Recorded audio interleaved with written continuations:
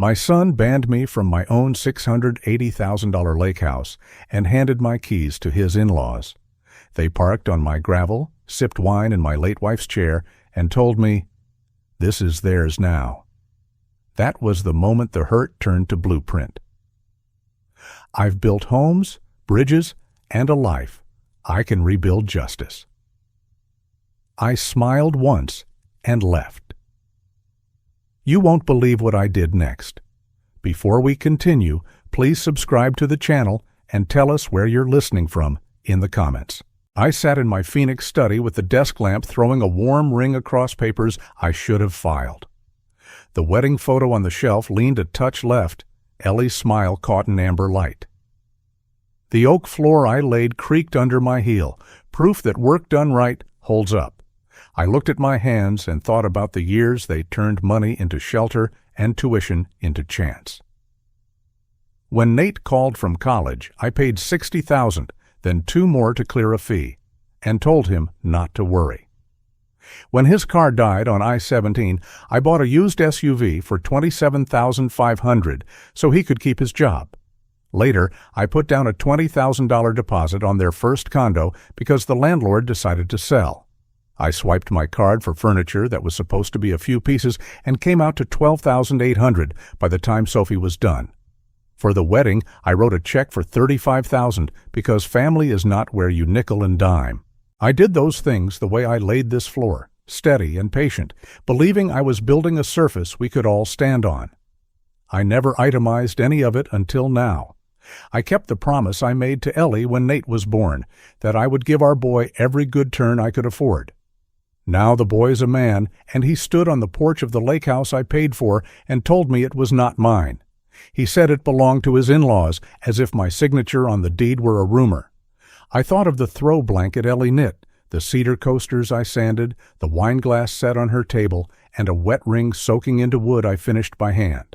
I felt the nicks in my palm and knew what they were worth and how cheap it can feel when your own son decides generosity is a door you forgot to lock. I closed my eyes, and the lake house rose in my mind the way a plan rises on paper. A screen door that snaps clean and keeps bugs where they belong. Cedar rails I oiled in May until the grain looked like rings of smoke. The dock made of straight pine that creaks once, just once, near the ladder, a sound Ellie teased me about because it scared guests after dark. The porch that faces water, the color of a worn nickel at dusk. Inside, the living room carries morning sun, and the kitchen holds the smell of coffee even when the pot is cold. On the arm of the sofa, Ellie's throw waits the way a held hand waits. All of that, and a number stamped under it like a footer. $680,000. The insurance is current. The taxes are paid. The deed has my name alone, the way the clerk typed it 12 years ago when Ellie and I walked out of the county office grinning like teenagers. Paper proves things. It is lumber and memory. It is grief. And when someone you love tries to take it, it becomes a mirror. In that mirror, I saw my son standing on the porch with one ankle cocked over his knee like he owned the place, and I saw a wet wine ring on the cedar table I built, and I saw the gap between us widen to a canyon. I could hear Ellie's voice laughing on summer evenings as loons called out on the water. I could see her tuck her hair behind her ear and say, "This is what we worked for, Tom." And then I could hear Sophie calling the house space. As if ours do not live on those walls, as if splinters do not remember my thumb. I did not know which cut deeper, the threat to the asset or the insult to the love that shaped it, but I knew both were real and both were mine to answer. I stood and walked the small square of the study until the carpet remembered my path. The first swell of hurt had been loud. Now it's quiet and has left a shape behind. Alone can hurt, and it can also mean room to think. I let the anger sit in the chair opposite me, and I looked at it the way I would look at a crooked wall. You do not scream at a wall. You measure it. You decide where to brace it. Ellie's old saying came back like a tool you forgot at the bottom of the box. Measure twice. Cut once. I said it out loud, and the words steadied the air. I could sell the lake house and end the argument, but that would let a thief decide my schedule. I could storm back there, but rage is a demolition tool that knocks down whatever it touches. I am a builder. Builder's plan. I sat again and thought about the ways a house is defended without a single raised voice. Locks, cameras, paper, and signatures. Names recorded where they matter. I made a list, slow and neat, so my hand would tell my brain that control was possible. Call Caleb Turner, the attorney who once talked a zoning board into undoing its own mistake. Ask about the title, about the affidavits, about the notices that make trespass more than a word. Call the bank and set a verbal password so wires cannot move without my voice. Talk to Owen, who knows how to make a house speak to the wrong people in a language they do not understand. My breathing evened out. Grief sat beside resolve and did not fight with it. I looked around the room and named what I could count on.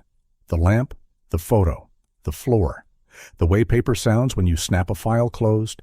Then I looked at the shelf where Ellie kept a jar of screws and decided I had what I needed now. Not revenge. A plan.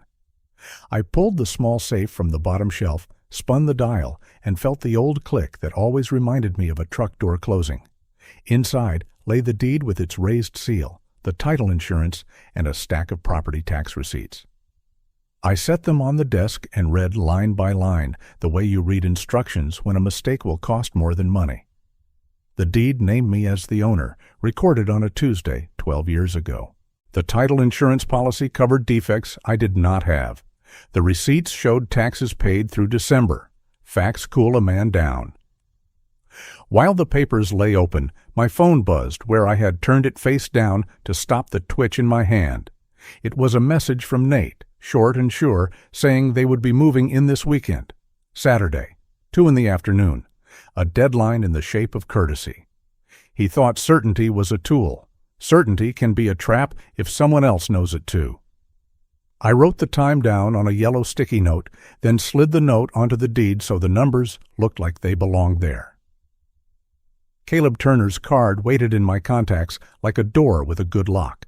I pictured his office, the paneled walls and the neat stacks, and I felt the churn in my stomach ease. Caleb would not be surprised by a son who thought convenience rewrote law. He would tell me what to file, what to record, and where to draw a line that had letters around it. The opportunity sat right there in the word Saturday. If they were coming then, I had days, not hours, to finish what I started in my head. I could look at cameras, I could look at the paper, and I could decide what story the county records would tell by the time a certain SUV rolled up the gravel. Deadlines are only useful when you own them. I intended to own this one. I poured fresh coffee, and the steam rose. The smell filled the study and softened the bad taste in my mouth. The wall clock ticked once every 60 seconds, like a metronome for patience, and soon my breathing matched it. I opened the tax file and fanned the pages so the air could pass between them. I set the deed on top and traced my name in the air. On the desk sat a jar of cedar shavings from the last time I sanded the porch rails. I brought it to my nose, and there she was, Ellie, in afternoon light, telling me to wipe the dust toward the grain. "Say it, Tom," she would tease. "The grain is the road." I did say it. "The grain is the road." Then I looked up at our wedding photo and spoke so softly that the room had to lean in. "Do you want me to keep what is ours?" I waited for the small tug I get when I say her name. It came right on time, like tide, like morning. "Keep it," she would say. "Keep yourself first." I set the jar down and studied the room like I was a guest in my own house. The lamp, the scuffed edge of the desk where I rest my wrist when I write long, the little house-shaped pencil sharpener our grandson mailed before visits stopped. I smoothed the blue throw across the chair back, a thing I had not done since the week we lost her, and felt the weave with my thumb. Sometimes objects talk if you are quiet. This room told me who I had been. It also told me who I needed to be now.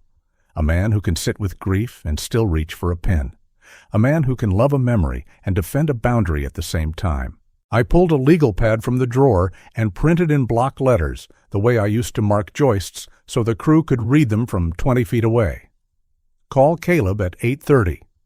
Ask about an affidavit to set facts down before anyone pretends not to remember. Confirm title insurance and what happens if someone tries to cloud ownership. Ask about a notice that lets the sheriff act without a debate on the porch.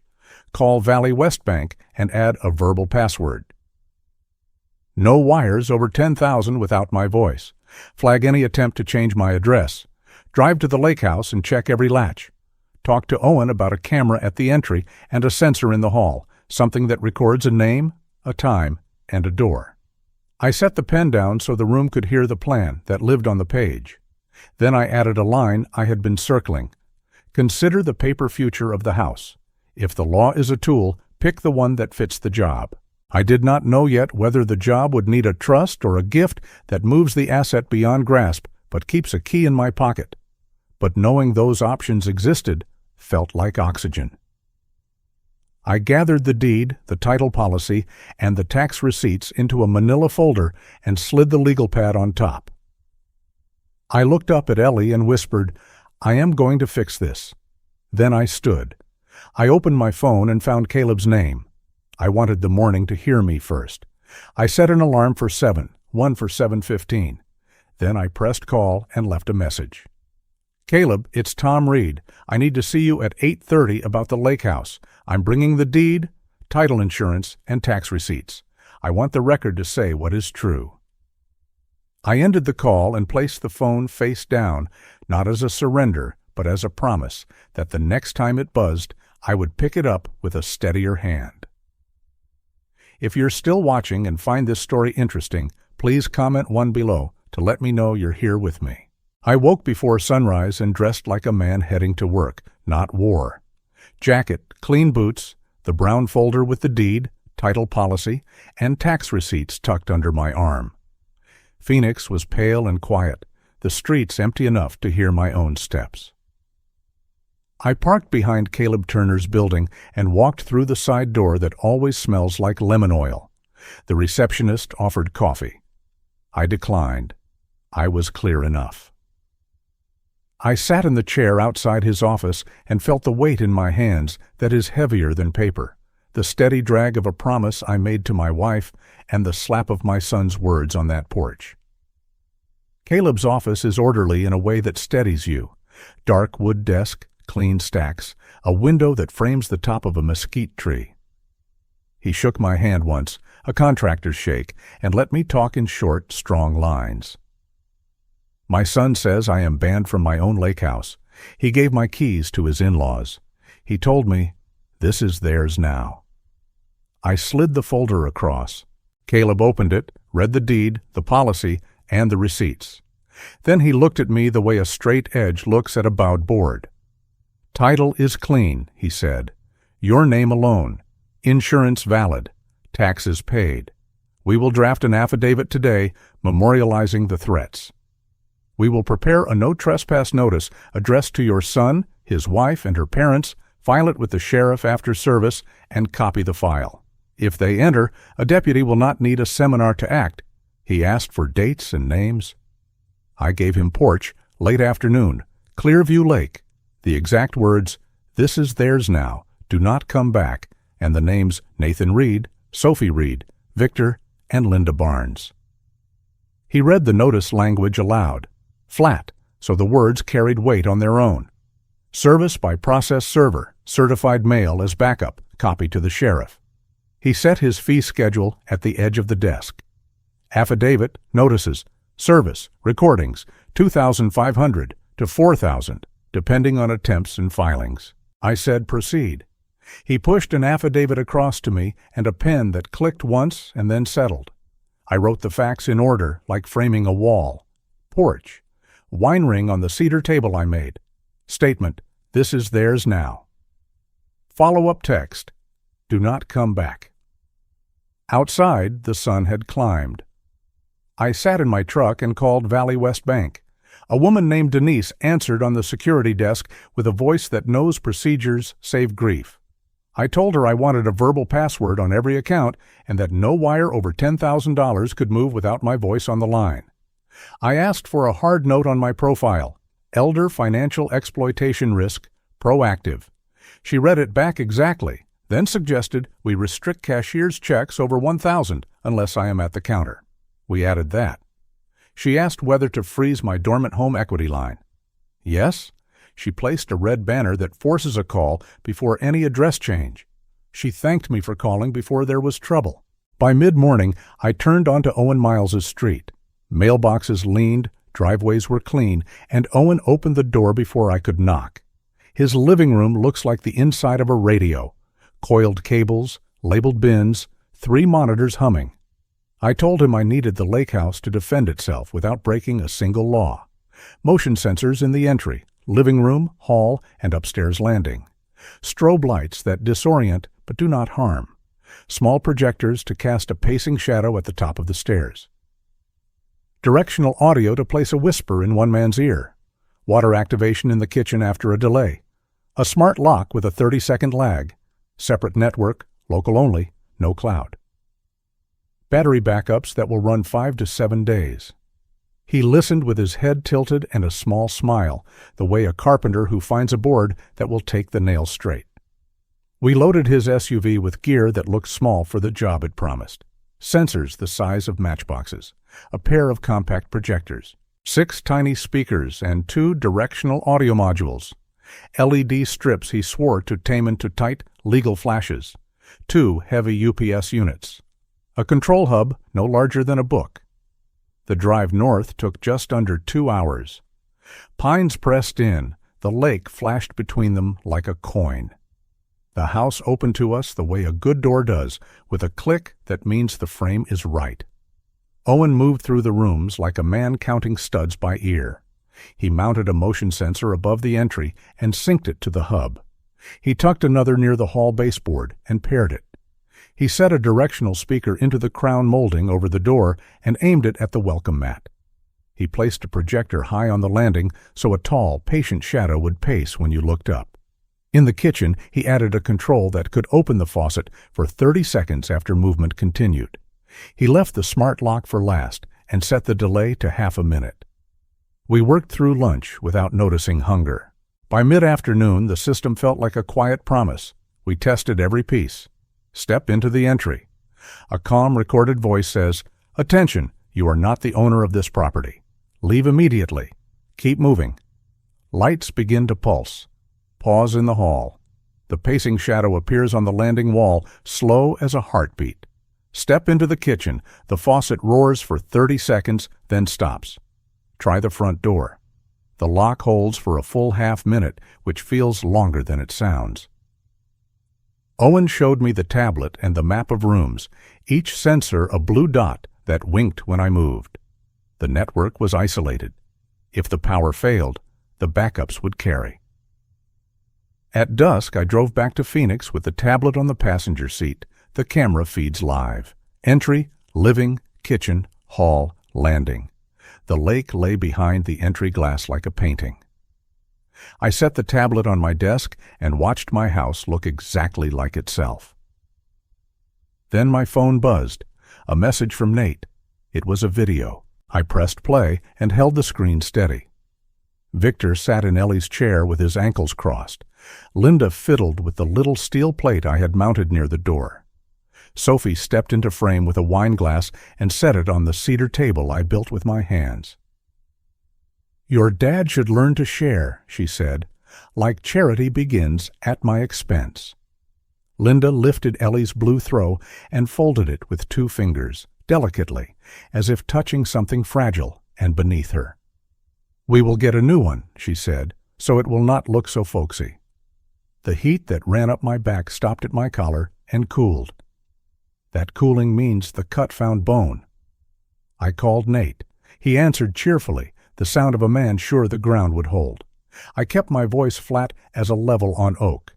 I said I had seen the video and hoped they were comfortable. I told him I would not be at the lake on Saturday. He volunteered, 2 o'clock. "We will be there at 2. He repeated it like a delivery window could change a deed. He made a small joke about age and empty houses.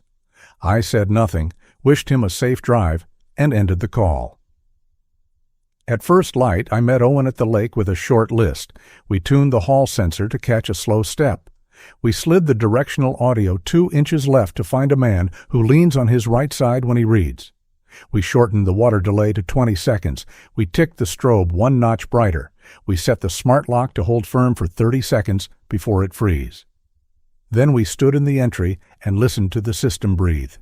Owen said, "Now it is a house with teeth that never bite." On my way home, I stopped at Valley West in person. The branch manager shook my hand and turned his monitor so I could read. No wires over 10,000 without my voice. No cashier's checks over 1,000 without me present. Any address change triggers a call. Home equity line frozen until I thawed across his desk. He printed confirmations and stamped them. I tucked them behind the affidavit in the folder. Paper is quiet until you ask it to speak. Then it speaks like a witness that does not forget. That night, with Phoenix cooling and the study lamp warm, I watched the feeds long enough for the entry frame to become a photograph.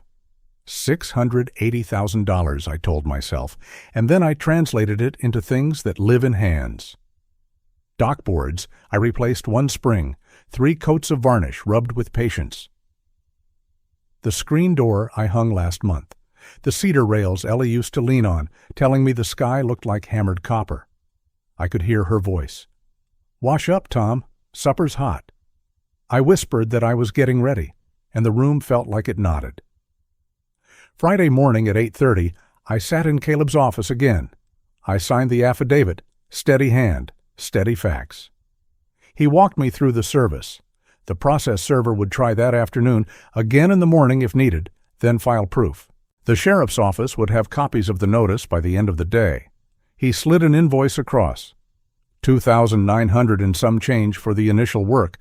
I paid by card and felt a bolt tighten in the frame. We drafted a short letter to the postmaster flagging unauthorized change of address for me or the lake house. I signed. Caleb said, "Control the record, and the record will control the story." At the house that afternoon, I walked from room to room with the tablet in my palm and touched each threshold. I armed the entry, disarmed, then armed again, the way you check a latch twice before a storm.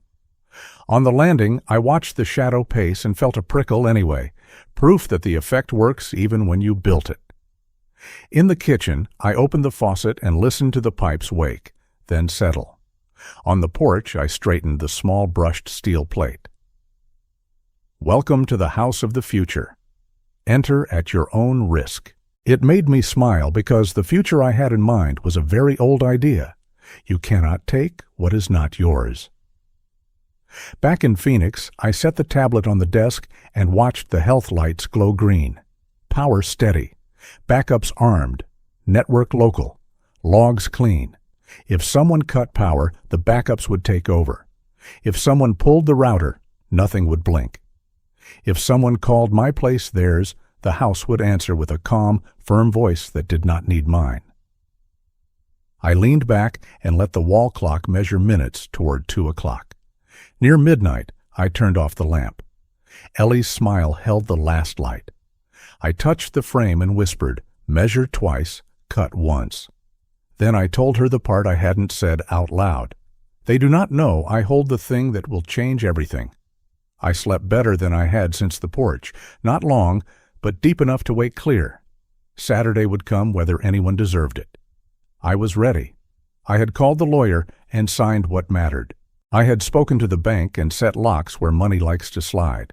I had brought in a man who could give the house a voice without malice. Paper, wires, water, light, tools in the right order. The lake house was not just a number. It was a line with my name on it, ready to be read by anyone who thought certainty replaced ownership. The tablet chimed. A new message landed. "We will be there at 2:00 p.m. on Saturday. Do not be there," he wrote. A thumbs up followed like a stamp. I did not answer. I did not need to. My reply was already written in county records and wired into walls. I poured coffee and watched steam rise, listened to the clock keep perfect time. "Ellie," I said, "watch with me." Somewhere, an SUV was getting washed. A suitcase was being zipped. A story was walking toward a door it did not own. I breathed in, breathed out, and waited for 2 o'clock to arrive with a lesson my son would not forget. And I was truly ready. If you're still watching and find this story interesting, please comment 2 below to let me know you're here with me. I woke up on Saturday with the kind of quiet that makes you notice your own breathing. The porch light still glowed on the driveway, a pale coin against the dark. I ground fresh beans, filled the pot, and watched the first rope of steam curl into the kitchen. On the table, I laid out the brown folder I'd started carrying like a tool belt. Caleb Turner's draft affidavit about the threats on my porch, the no trespass notices with the parcel number typed in bold, and the confirmations from Valley West Bank about the verbal password and wire limits. Everything sat where it should, square and calm. The tablet sat on its cradle beside the folder, 5 camera feeds stacked like neat windows. The entry showed the lake mirrored in the glass at the far end of the hall. The living room showed Ellie's blue throw folded on the arm of the chair. A sliver of the kitchen counter glowed in morning light, catching the cedar coasters I'd cut in my shop the summer before she died. Beyond everything, Clearview Lake was still, the kind of still that makes noise feel impolite. Just before noon, the phone rang. I didn't have to look to know it was Nate. There's a rhythm to your own child's voice that lands in your ear before the words do. He started with a bright, "Hey," the kind men use when they want you to think they've made progress. He said he had been handling logistics. That was the phrase. Logistics. He sounded like a foreman walking a site he hadn't paid for. He told me he had gone to the post office, filled out a change of address form, and handed it over like a baton. Then he said the number out loud like a badge. "PS Form 3575, Dad?" He laughed. He told me the mailbox nameplate now read The Barnes, and he texted a photo of himself holding a ring of keys in front of my door with the caption, "New Family of Clearview." He asked if I had anything in the fridge that they should use up. I listened to my son claim my house in the voice of a polite thief and said only, "I heard you." He said, "Good," and hung up. I stared at the image until the whites of his eyes started to pixelate. The coffee had gone lukewarm. Outside on my street, a leaf blower started, its thin whine rubbing against the quiet inside my house. I thought about the day Ellie and I signed the deed 12 years ago, the county clerk pressing the gold seal with 2 palms and telling us to keep the original in a safe, which we did. I thought about the last property tax bill I'd paid and the email from the insurance agent reminding me my renewal would post automatically next month. I thought about the estimate the county put on the place last year, $680,000, and how numbers can be both cold and honest. I set the phone face down and felt the room grow practical. At 2:02 in the afternoon, the entry camera caught a dark silver SUV crawling over the gravel like it was savoring the sound. The door opened, and Nate stepped out in a polo shirt too new for work. Sophie followed, sunglasses perched on her hair like a crown. Victor unfolded from the back seat and checked the porch as if taking possession required a nod. Linda climbed out last with a tote and the confident half-smile of someone who believes manners can stand in for permission. Nate popped the hatch and set 2 suitcases on the porch as if planting flags. They didn't knock. They walked in with that cheerful sing-song people use when they think they're being gracious. I could have pressed the button right then. I didn't. Hubris works better when it hydrates. I watched them live in the fantasy they had printed on a form. Victor sat in Ellie's chair, crossing his ankles with the practiced comfort of a man who likes to be waited on. Linda ran 2 fingers along the cedar table and called it rustic, then folded Ellie's throw into a square and set it on a shelf like it was a seasonal decoration.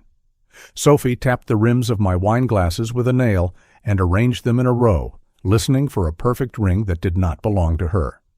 Nate stood in the hall the way he used to stand outside a classroom after a test, sure he had outsmarted something. Around 6, the light on the lake turned to old pennies. They laid out takeout on the table Ellie and I built extra wide, so a roast and 3 side dishes could sit without crowding. I watched the way they reached for ketchup and napkins as if reaching itself made a claim. Linda said the porch would be prettier with brighter textiles. Victor called the dock serviceable and mentioned a friend who could modernize it with composite planks. Sophie said the bedroom felt heavy and asked whether anyone minded if she boxed the old photos for storage. My hand tightened on the tablet and then let go. Measure twice, cut once. At 8, they opened a board game and poured wine. The room softened into the kind of evening that makes people think a place is starting to accept them. I waited because the plan had a clock and because patience, correctly used, is a lever. 10 approached, and the house dimmed except for the kitchen, where someone had left the under-cabinet lights on like runway markers. Upstairs, the landing was a soft square of evening. The tablet's battery bar read, "Full." I took a breath and watched the second hand creep toward the mark I had chosen. 10:03. I pressed the icon I had labeled in plain language. Execute full sequence. The entry sensor lit a small blue dot. The living room strobes leapt up, red, white, blue, a cold rhythm that confused the eyes and flattened every shadow. The upstairs projector threw a tall figure onto the wall, pacing at the far end with the steady patience of a night guard. The kitchen faucet snapped open and hammered the sink, water bouncing bright under the lights. The hallway speakers breathed a whisper so thin it could pass for memory and slid it to the right place, a private murmur at my son's ear. "Get out." The voice assistant spoke in the tone manufacturers pick for emergencies, calm and absolute. "Unauthorized occupants detected. Leave the premises immediately." Sophie's glass shattered. Victor shouted something about a breaker. Linda said a name that might have been a prayer. Nate spun toward the front door and then toward the stairs. The whisper found him again, right at his ear, so close it might have been his own better judgment finally speaking. "Get out." He grabbed the door handle and pulled. The lock held for the slow 30 count I had set in the code, a deliberate span designed to teach how long half a minute can feel. 30 seconds is generous when the lights bite, the water roars, and a shadow walks the landing like a sentry. The bolt clicked free. They burst into the night. They had not bothered to greet properly. They burst onto the porch in a clatter of shoes and breath. Victor half-pushed Linda ahead of him. Sophie stumbled and caught herself on the rail. Nate looked back once, the way a boy looks at a wave that just knocked him down, and then they ran for the SUV. The cameras watched taillights stitch back down the drive. I let the lights run 10 more seconds so the story would stick, then shut them down. The water stopped mid-hammer. The house found its ordinary. The phone rang at 7:31 the next morning. I picked up because the conversation matters more before the paper takes over. Nate didn't waste a greeting. "What did you do?" His voice sounded like glass under strain. He said the lights tried to blind them. He said the water flooded the kitchen. He said a voice told them to leave, and he was sure a man had been standing upstairs. He told me the police walked through at dawn and called it a malfunction. I told him I was in Phoenix the whole time. He said if I kept this up, I would regret it. I said nothing. Silence is a field where truth can step out and be seen. He filled it with breathing, and then he hung up. Silence did what silence does. It lets shape form. I opened the folder and checked the tabs. The deed copy, the insurance declarations, the tax receipts, the bank letters. I thought about the whisper in his ear and the word he used on the porch when he first told me to leave. In the way only grief can make accurate, I heard Ellie's voice, the phrase she used when we worked on the house together. Measure twice, cut once, heat has its place. The cut belongs to paper. I called Caleb. He picked up on the second ring, his voice clean and organized. I told him it was time to move the lake house where tantrums couldn't reach it. He asked me to come in after lunch. When I sat in his office, the blinds cut the sun into rails on the carpet. He had already pulled the title history and the tax record. A blank gift deed lay on his desk with a short rider clipped behind it. Valor Rest Foundation, he said, and the name held both weight and calm. The deed would move ownership to the foundation. The writer would give me lifetime access for personal use when the house wasn't booked for retreats. Plain language, strong structure. It felt like framing a wall straight. He told me the costs. Recorder fees and affidavits would run a couple of $1,000. His time fell under the retainer I'd already funded. He suggested a small grant so the foundation could add grab bars in the downstairs bath and a simple side ramp. I pictured the rise and nodded. He slid the draft across, and I read each line. The legal description mapped the lot in bearings and minutes. The consideration read love and charity. The writer carried my name where it needed to and nowhere else. Caleb asked me to state the facts once more so his file would tell a clean story if anyone needed it. I gave him the porch and the wine ring on the cedar I'd finished myself. I told him about Linda folding Ellie's throw and calling it quaint. I told him about the change of address in the mailbox nameplate, about the photo of my son with keys in his hand and pride on his face. I told him about the panic call and the police walking through the quiet after. He took notes in square handwriting and clipped them to the inside left cover like a spine. We moved into the conference room for notarization. The paralegal checked my license, filled her log, and had me sign where the flag stuck out. The seal pressed and left its circle. My name looked small against all those coordinates, and that pleased me. I wanted the property to have a purpose bigger than any single person. Caleb stacked the pages in order, deed first, writer second, affidavits, and exhibits after. He set the packet down like a carpenter setting a beam. "It will spark some noise," he said. "Then the noise will run out of air." He reminded me that public opinion doesn't sign documents. He told me that if Nate or Sophie called, I should not argue morals. "Give them one sentence," he said. "Tell them it records on Friday." On the way out, I stopped at a framed photograph of his father holding a hammer. It made me think of my own father teaching me to trust the bubble, not the feeling. Caleb asked if I was okay. I told him I was steadier than I'd been in years. He said to eat something before I drove. Men make mistakes on an empty stomach. I promised a sandwich and water, and we shook hands like men who had set posts and were ready to pour. Back at home, I set the draft on my desk and opened the tablet. The lake moved like someone was pulling a sheet very slowly. The porch showed nothing but boards and air. I pictured a different kind of weekend. 5 couples up from the city. A veteran teaching his daughter to tie a knot on the dock. Coffee cups with sweating rings on coasters that could take it. Ellie threw around a pair of shoulders that needed warmth more than style. The image calmed me more than the hum of any device. My phone buzzed. It was Sophie. She wrote that they were exploring legal options, that emotional distress isn't a joke, and that judges don't take kindly to cruel fathers with money. She said community pressure would make me see reason. I answered with Caleb's instruction and nothing more. The deed records Friday. 3 dots appeared, then disappeared. 10 minutes later, Nate texted, "If you do this, I will never forgive you." I put the phone face down. Forgiveness needs a wrong. Protecting what you built and directing it toward good work isn't wrong. By dusk, the kitchen took on that soft rectangle of evening that helps a man think. I brewed decaf and sat with my pen. I wrote a short note on a legal pad and tucked it behind the deed draft. It said, in Ellie's words, "Measure twice, cut once." I read the rider again, tracing the line that carried my name. Donor lifetime access. I could still sit on that porch. I could still hear the water. The house would work for people who needed the quiet more than I did. The thought steadied my hands. I slept better than I had in months. Morning slid in under the blinds with a pale wash. I checked the cameras and saw only light.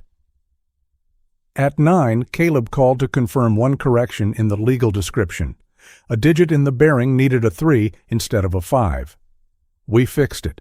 He said the packet would be ready, and then he paused the way careful men pause before they speak the part that matters most. "There's going to be noise," he said. I told him I understood. I told him that was the point. At noon, I walked the block and nodded to the mailman. Change of address slips, flimsy as magazine cards, pretending to be keys. On the corner, a kid pedaled by on a bike with training wheels that squeaked against stucco. I smiled at the sound and thought about how noise works. It fills a space until the space stops noticing. Then a quieter sound arrives and becomes the one you hear. Paper is that quieter sound. It isn't loud. It's permanent. The afternoon I spent stacking my files. The insurance declarations went behind the tax receipts. The county appraisal sat under the deed copy. I added a note that the market value sat around $680,000 because numbers matter, even when the motive is bigger than numbers. I wrote the foundation's address on an index card and taped it inside the folder. I printed a one-page description of the house to give them after recording, simple and clear. 3 bedrooms, 1.5 baths, a dock with a ladder, a cedar table with a lifetime of small stains worth keeping. Near 5, my phone vibrated. Nate asked if we could talk like family. I told him I was always willing. He wanted me to promise I wouldn't do it. He said unfair and cruel and punished. I gave him one sentence, the only one that belonged to the moment. It records Friday. He inhaled sharply, and there was nothing left to say. I listened to the house settle. Somewhere a pipe ticked. The hall clock clicked its patient clicks. I looked at Ellie's picture and told her I was doing this for both of us, for everything we built and for what we believed a home should do. It should hold people up, not be used as a weapon. It should be offered, not stolen. It should be honored, not conquered. Sleep came like a door shutting softly. In the morning, I pressed a shirt, tied the navy tie Ellie liked, and drove downtown. Caleb met me at the elevator with a small stack of papers squared to his palm. We sat. He pointed to the single correction and had me initial the margin in blue ink. He added the writer page number to the index and marked the cover sheet for the county. Then he lifted his pen again, not as theater, just as a man ready to do the next necessary thing, and he said the words that locked the moment into place. The blinds cast ladders of light across the desk, and my hands went still. I thought about Nate jangling my keys on the porch, the way he typed a caption across the photo, like a deed he hadn't earned. New family of Clearview. I thought about Linda folding Ellie's throw, about Victor calling my dock serviceable, about Sophie tapping rims to hear a ring that didn't belong to her. Caleb didn't rush the silence. He let it sit until it turned useful. He reminded me that once the deed was recorded, the foundation would take calls, and my writer would sit in the public file, plain as a lighthouse, for good. The sheriff already had our notices flagged. He asked if I had questions. I didn't. The house would move by paper to a purpose worthy of the years we spent inside its walls. My name would remain where it should, in a sentence that lets a widower keep his coffee on his own porch. I nodded and felt a steadiness run from my chest to my fingertips. Caleb lifted his pen, sure as a carpenter setting a final nail, and said the only words the day required. We can record by Friday. If you're still watching and find this story interesting, please comment 3 below to let me know you're here with me. I signed my name one last time in Caleb's office, the black ink still glistening when the notary seal came down with a heavy press. The deed was done. The lake house no longer carried my name as owner. It was now written clearly, publicly, and permanently under Valor Rest Foundation, with the rider that secured my right to sit on that porch as long as I lived. No one could argue with the county recorder. No voice or threat could unmake that. The law had spoken louder than any form my son filled out, louder than any boast he posted online. I walked out into the Arizona sun with the weight of 30 years sliding off my shoulders like dust shaken from a jacket. The first calls came within an hour. Nate, his voice broken into disbelief, tried to argue that families don't do this to each other, that I had humiliated him. Sophie followed, crying louder than words, saying she couldn't understand how I could give away the future. I let both calls go unanswered. The truth didn't require my defense. The truth had been stamped into record books and logged into databases. I didn't need to explain myself when the deed itself was explanation enough. For the first time in months, maybe years, I felt steady. The news came quickly, too.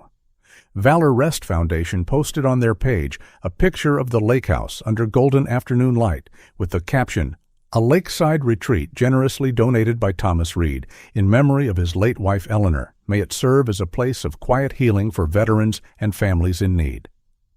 The post was shared by the local paper, then the city newsletter, then people I hadn't heard from in years.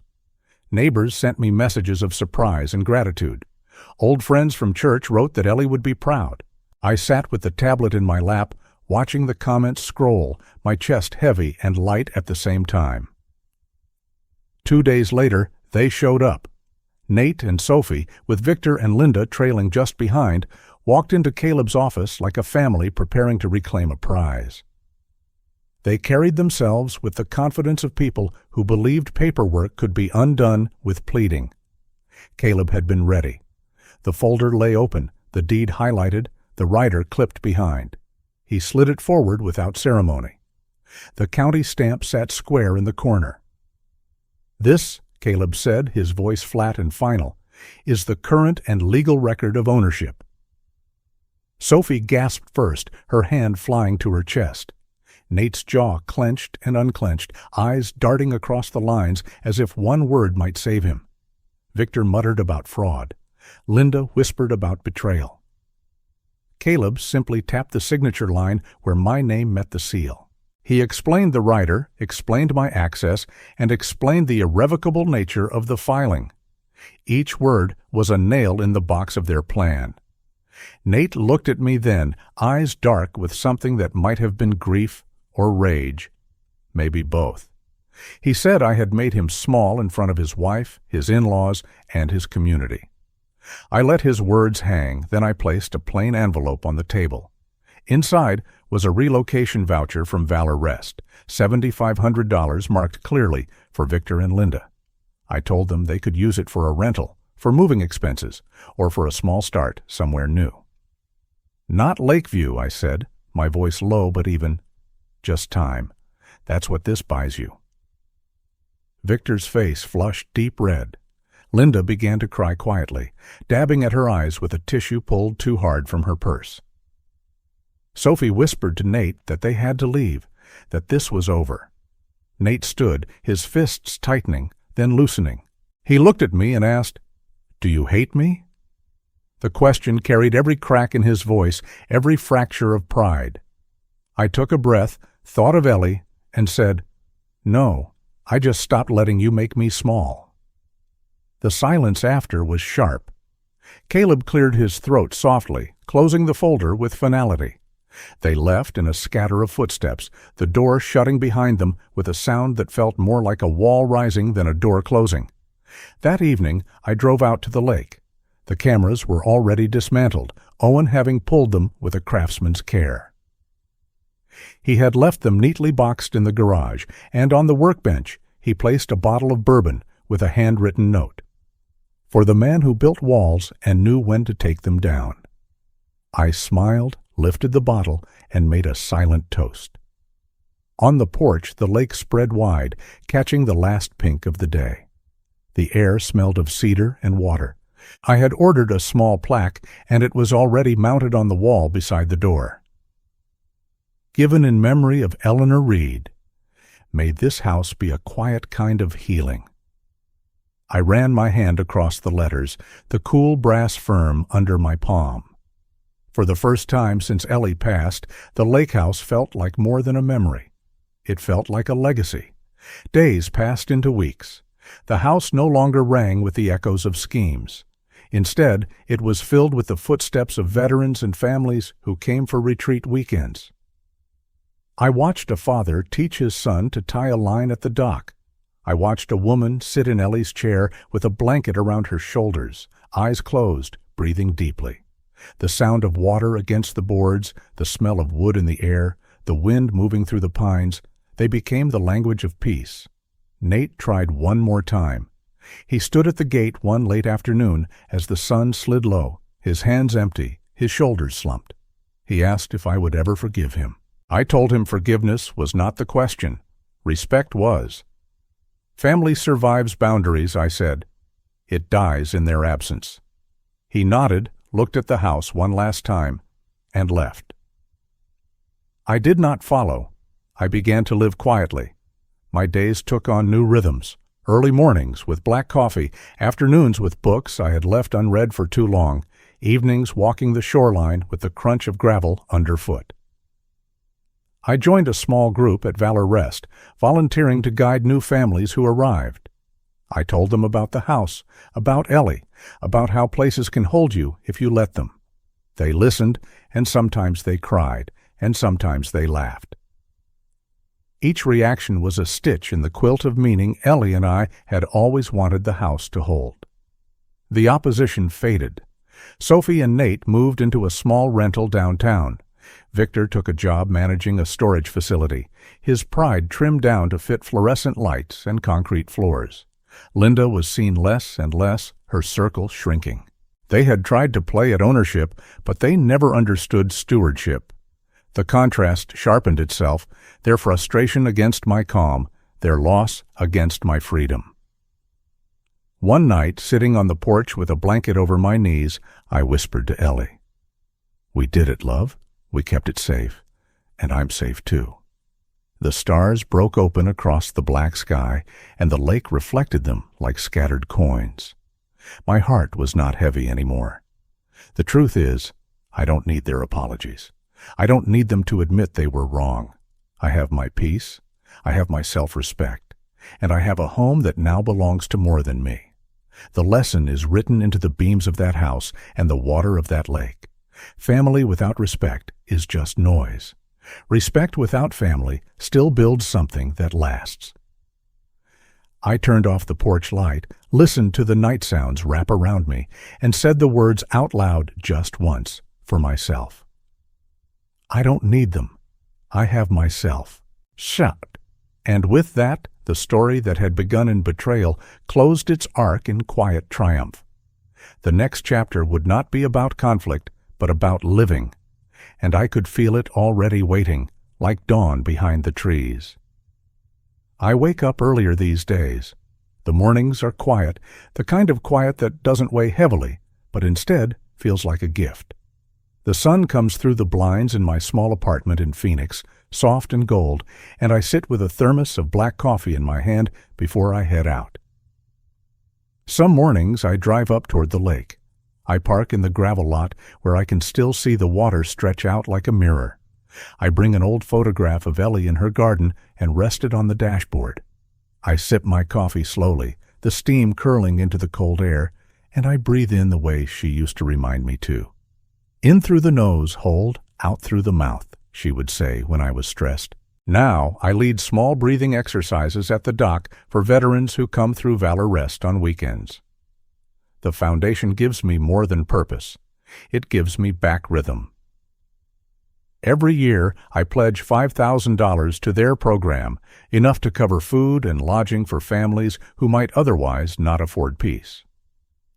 That number, though small compared to the sums that once defined conflict, feels larger than anything I ever spent on anger. The lake house is no longer just mine. It never really was. On Saturdays, I volunteer. I watch as families step out of their cars and pause at the sight of the porch. I show them the cedar dock, the chairs on the deck, the trail that winds down to the water. I tell them to breathe. It's the simplest gift. One retired Marine named Ray stood by the shoreline with me once, his hands deep in his pockets, eyes scanning the horizon. He whispered, almost like a prayer, "Out there, I can breathe again." I nodded, my throat tight. In that moment, I knew Ellie's house, our house, had become what it was always meant to be. A place of healing, not ownership. The people who tried to take it from me have their own story now, and it's not one I envy. Victor and Linda moved into a rented apartment on the south side of town. They sold off the lake gear they had flaunted in photos, the patio set, and even the second SUV. Linda was spotted at the grocery store, clipping coupons, her cart half full, her eyes down. Victor manages a small lot of storage units, keys jangling on his belt like a reminder of doors he can no longer open. Sophie stepped back from her social media, no more polished pictures of champagne glasses against the water. And Nate, my son, rents a studio near downtown, a narrow space above a laundromat. He works, he pays, he eats alone. He sent me a letter once, short, scrawled, the words "I'm sorry," underlined twice. I folded it, placed it in a drawer with Ellie's quilt, and chose not to answer. The boundary stays. Respect is not a switch you flip. It is a wall you build and maintain. I don't hate them, but I will not let them back across the line they broke. Sometimes, late at night, I hear echoes of the past in my mind. Nate's question lingers. Do you hate me? And my answer remains.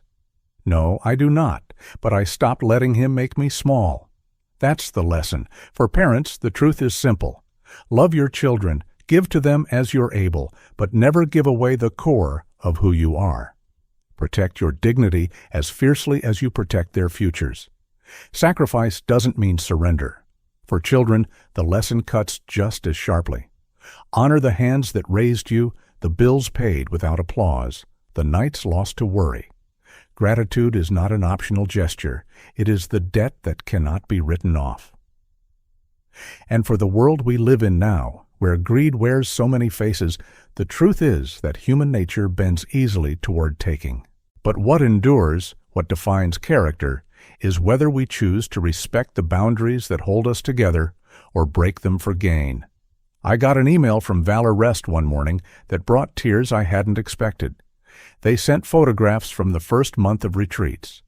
5 couples, veterans and their spouses, standing in front of the porch, smiling with arms wrapped around each other. Behind them hung the plaque I had mounted. In memory of Eleanor Reed, may this house be a quiet kind of healing. Seeing those smiles, that plaque gleaming behind them, was worth more than $680,000 ever could be. It was Ellie's laugh in the wind. It was proof that love, once given, keeps working long after you're gone. In my apartment, I keep reminders of where I've been. On the table near my chair rests my father's old watch, scratched on the band, but still ticking. Every morning, I hear its soft rhythm, and it tells me that value isn't always in what others see. Some evenings, I walk through the park nearby. The grass stretches green under the lamps, children play with dogs, and older couples hold hands. I sit on the bench with a paperback, or sometimes with nothing at all, just the sound of the city around me. Each breath I take feels like proof that peace is possible, proof that boundaries build freedom, proof that life doesn't end in betrayal unless you let it. Nate sent another message not long ago. I'll be in touch when I'm ready to talk like a son. I read it, set the phone down, and let the silence answer for me. He will find his own way, or he won't. That's no longer my burden. My story has its ending, and it doesn't require his chapter to complete it. I whispered to Ellie as I looked out the window that night, I don't need their apologies. I don't need their words. I have my life. I have you in every cedar board, in every wave against the dock, and I have a house that now heals. The truth is simple enough to say out loud. I don't need them. I have myself. And each day, each dawn, each quiet cup of coffee reminds me, I finally belong to my own life. The story has come to an end. I hope it has brought you valuable lessons and insights. If you enjoyed this content, please like, share, and subscribe to the channel so you won't miss the next video. Goodbye, and see you again.